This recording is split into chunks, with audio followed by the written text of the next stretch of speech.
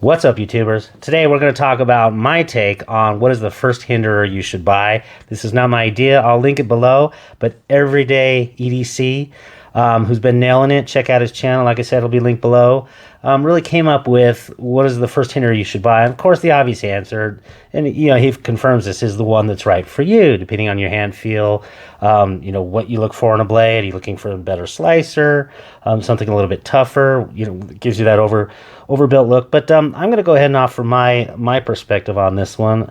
And like I said, I'll go ahead and link that video as well as his channel below. Check it out. I think it begs a great question of, what is the first one? And he gives a great synopsis for hand types and that sort of thing. So I'm going to try to steer clear of that.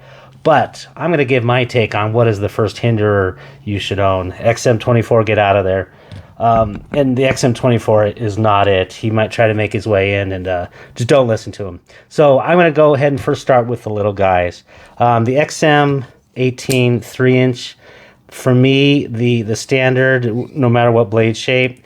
This one, if you have a very small hand or you have a requirement to have a 3-inch blade or less, I think this would be a good consideration.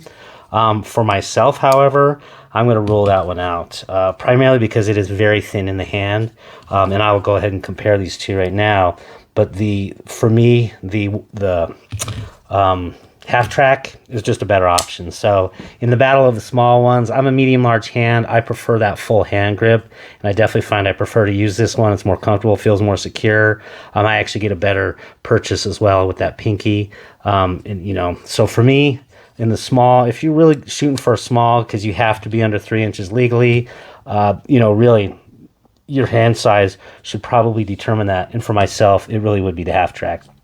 So I'm going to move to the XM18, the skinny and the standard. And for me, again, it comes down to my hand feel. I much prefer it to be, if I'm going for overbuilt, solid, something I'm really stabbing hard into metal or something like that, I'm going to want the full grip of this one, and it just feels so much better in the hand, more natural for me. So the full-size XM18 3.5 inch is a lot better. The skinny model is not bad at all, and is definitely a better slicer. But if I'm going to slice, I'm going to probably reach for a PM2. I measured these, and they're almost identical width in the hand, and that's exactly, to me, what it feels like is a PM2.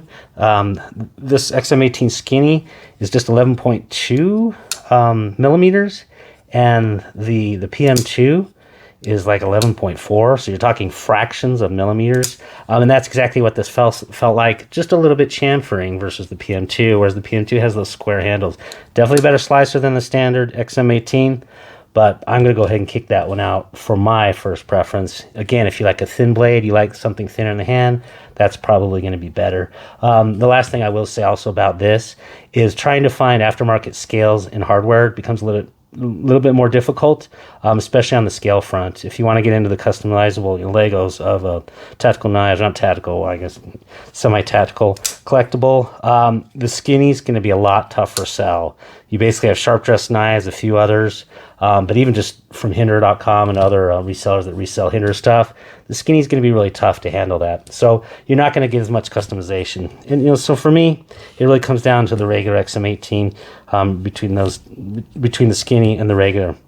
And then we come to the Eclipse. The Eclipse, I would totally agree with Everyday EDC. This one provides the most neutral hand grip.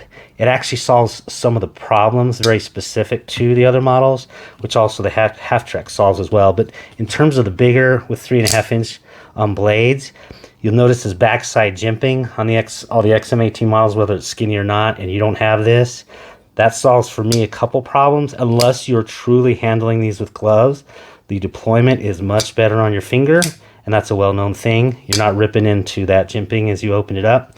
But also, really, even just for comfort, you can really bear down in a saber grip with the Eclipse. So that, I think, is definitely has a total advantage for me. And then in terms of some of the individual grips, in terms of a pull cut grip, I think for me they're about the same, but I would say the Eclipse has a slight edge, and which is surprising to me because it has 2 finger cutouts there versus just one.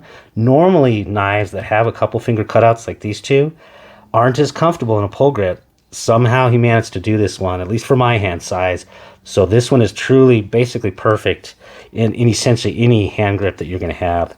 And so as far as between these two, I would agree. I think that the Eclipse is probably a better option for me.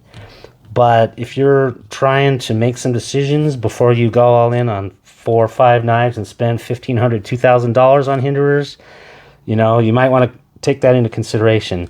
There's a lot less, again, customization or customizable parts available for the Eclipse just because they're not everywhere.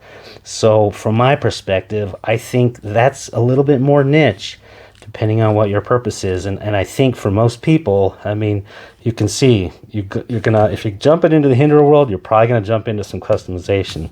So I'm actually gonna kind of rule out the Eclipse despite all the positives that has going for it on that one. So then it really comes down to your own personal preferences. I think for me, these would be the two I would choose. Again, the burlier, thicker. I'm not going for super thin slicey. If I want to go for thin and slicey, I'm going to get out of Delica or something like that. XM24, get out of there. I don't know why he keeps getting in the way. But yeah, really, so it comes down to, you want big or you want small. You have to be legally under 3 inches, which is a very common thing in terms of laws. You know, I was recently in Detroit, had to be under 3 inches, so this would make me a felon. This one would not. And for myself, they both feel equally great in the hand. If I'm doing something robust and I just want a shorter blade, something that can fit in the 5th pocket, a little more versatile in that sense, that's for me where the half track I think is a good option. Again, when it comes back to me for the ultimate one that I think is maybe the best choice, if you're going to dole out that first, you know, $425, is I think the half track, much like the Eclipse, there's less hardware and customization just available on the market. It's not as though it's not, it can't be made. There's just less sites that carry that, enough inventory and so forth. So in light of that, I would have to rule out the half track. Though for me, that's probably, if I could, and it's a different question to ask, if I can only have one knife. Mine might actually be the half track. So really in the end, what it comes down to is, I think, you know, for me, XM24, get out of there. For me, it's the XM18 standard size. You can do customization from full tie scales. You can buy all sorts of other ones, you know, front side scales, hardware. There's going to be more of them available. If you want to get into buying a couple of them, swapping blades, you know, working finish, all that sort of thing. I think for me, and also just because, you know, there is so much variability that you can customize without having to maybe buy 2 or 3 Hinderers. I think you can do a lot with just a single XM18. So my take is the XM18 for this battle, and that really comes into play. And XM24, get out of there. You know, we're not going to talk about Untamed. Hope you did enjoy my take on this one. And again, check out Everyday EDC. Great channel and some great content and format. Take care. What's up, YouTubers? Sorry.